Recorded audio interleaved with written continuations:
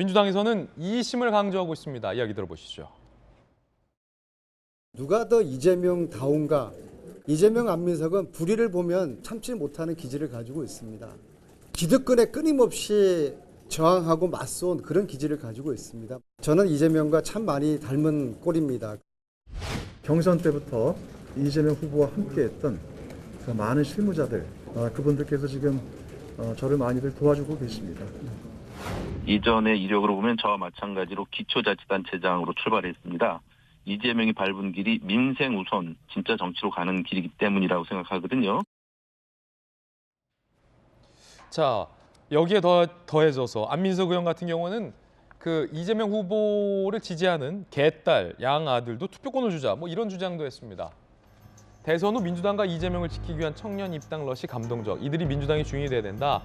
개딸과 양아들이라 불리는 신규 당원들 이번 지방선거 경선 때부터 경선 투표권 부여하자라고 강조하기도 했습니다. 마침 이재명 상임고문과 그 개딸들이 주고받은 문자도 화제입니다.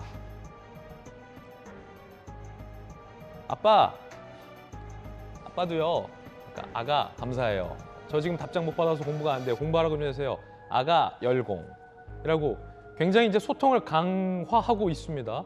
우리 개딸님 정말 고맙잖아. 사랑해요. 이 짜나 말투도 이재명 고문이 요즘 밀고 있는 말투. 어쨌든 이 젊은 여성들 아빠 저 31살인데요. 저도 아가 해도 됩니까?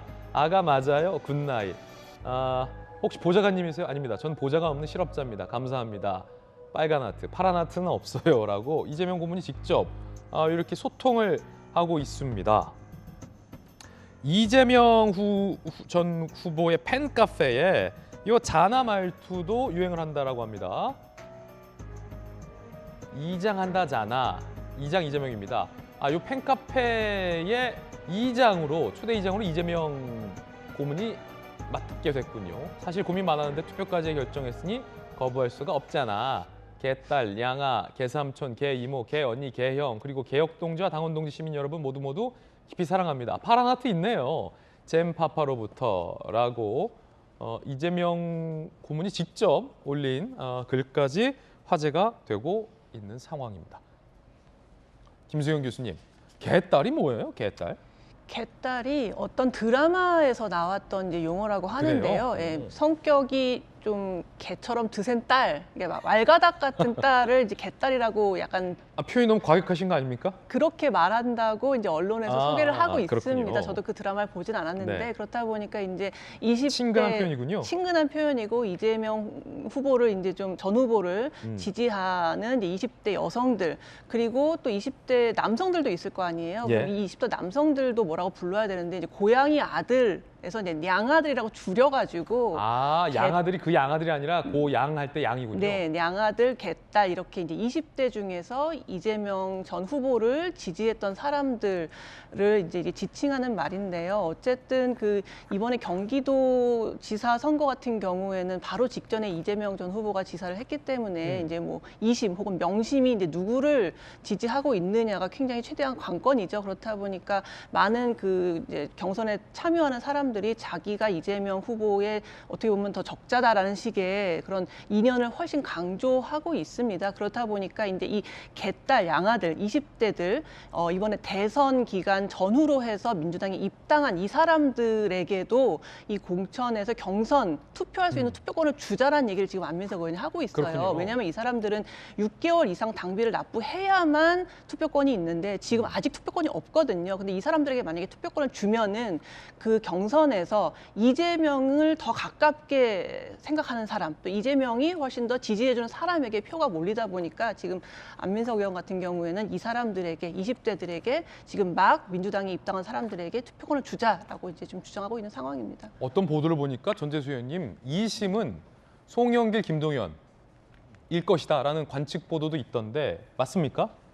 그러기 쉽지 않을 겁니다. 예. 통상적으로 이제 아마 이제 출마하시는 분들이 이전에 대선 후보였고 또 경기도에서 득표를 많이 했으니까 출마해야 될 사람들이 이제 끌어들이는 경우가 거의 대부분이라고 네. 보여지고요. 아마 이재명 후보가 특정 후보를 지지하기는 상당히 지금 어려울 겁니다. 그렇기 때문에 출마하려고 이제 나서시는 분들이 끌어다 쓰시는 것으로 아, 그렇군요. 그렇게 보시면 될 것 같습니다. 그렇군요. 하여튼 민주당의 경기지사 경선 열기가 굉장히 좀 뜨거워진 것만큼은 분명하고 반면 국민의힘에서는 대구시장 열기가 뜨겁습니다. 지난주에는 우리가 홍준표 의원 이야기 전해드렸으니 오늘은 유영하 변호사의 이야기도 한번 들어보겠습니다. 제가 이제 뭐 시장 출마를 결심하고 말씀을 드렸을 때 그 대통령께서 건강 상태가 안 좋으시니까 어떤 직접적으로 무슨 유세 지원이나 이런 건 하실 수가 없는 상태인 건 저도 잘 알고 있고 네. 그래서 그 말씀 중에 이렇게 아유 돈도 없으시잖아요. 그 후원회장을 좀 맡아서 하면 어떻겠냐 이래서 제가 아유 그러시면 감사하겠다고 이렇게 네. 말씀을 드렸습니다. 친박 없습니다. 이건 제가 말씀드린 게 아니고요. 네. 대통령께서는 누차에 걸쳐서 제게 하셨던 말씀입니다. 자, 유영하 변호사의 이야기까지 들어봤습니다. 대구시장에서는 이제 박근혜 전 대통령의 박심이 또 중요하게 작용할 것이라는 분석도 많습니다. 지방선거가 얼마 남지 않았습니다. 과연 이번에는 출구조사 등이 어떻게 나올지도 좀 궁금합니다. 이 앞서 제가 언급 중에 타사는 이제 1% 차이로 이재명 후보가 이길 것 예측했다고 말씀드렸는데 더 정확하게 말하면 타사는 0.7%포인트 차이로 이재명 후보가 이길 거다라고 내다봤다라고 더 정확하게 말씀드리겠습니다.